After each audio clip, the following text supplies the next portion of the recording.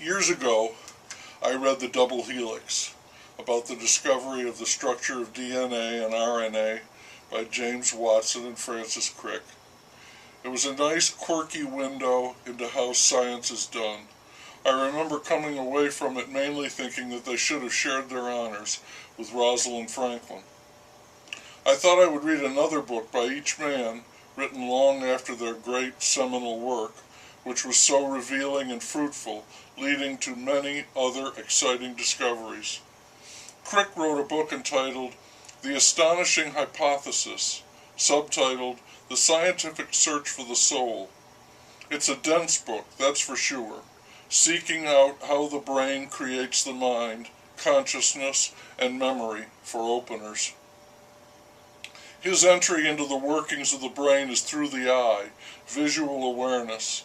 I must say that every aspect of his examination is amazingly complicated, and he states many times that all of the work in this area is tentative and unfinished.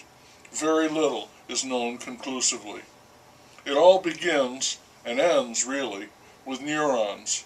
The brain consists of billions of neurons.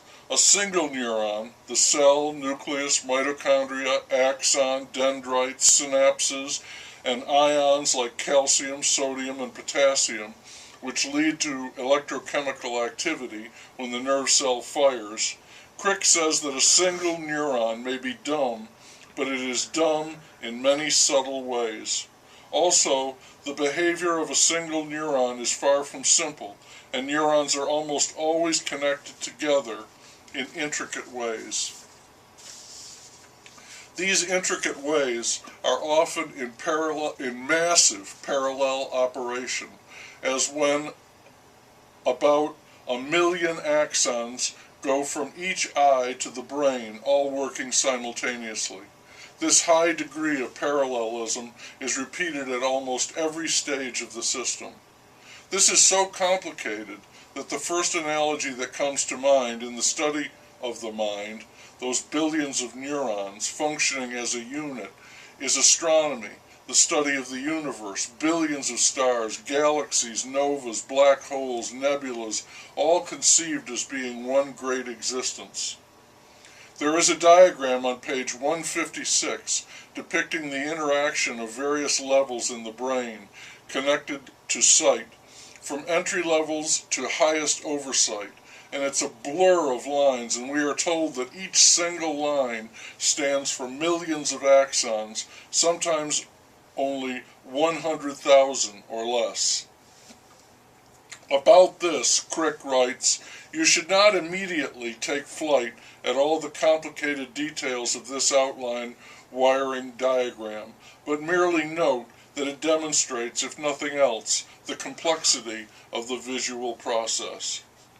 The eye itself is enormously complicated in its operation, receiving information in the form of light from the world, sending this on in the form of electrochemical excitation of the nerves in the retina onto the brain, which receives and interprets them, somehow forming them comprehensively into what we apprehend as the world. It does this using highly selective, specific regions of the brain, like the thalamus, the hippocampus, the corpus callosum, and the cortex, which is folded tissue layer upon layer with distinct regions of its own. And Crick is only considering the visual aspect of the brain. There is input from the other senses which must be processed, as well as language, memory, on and on. Crick's astonishing hypothesis is that everything the brain creates, including consciousness, free will, and the soul, comes from the behavior of those billions of neurons. He can't tell you how the brain does it, but he believes that it is so, and urges further research in that direction.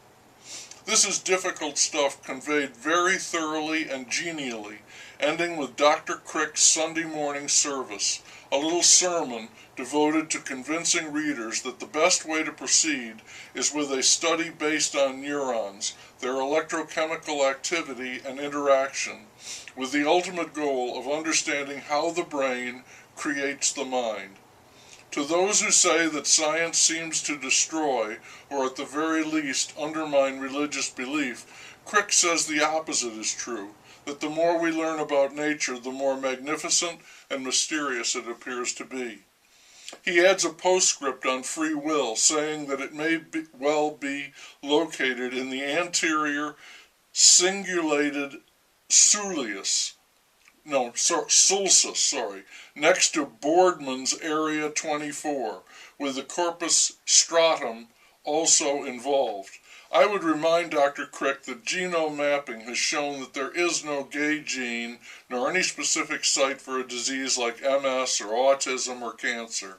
It would be wonderful if that were so, but it's much more complicated than that. The individual genetic sites operate in concert to create their effects. I suspect the same is also true for the brain, which does not mean that the astonishing hypothesis is not true. Amen.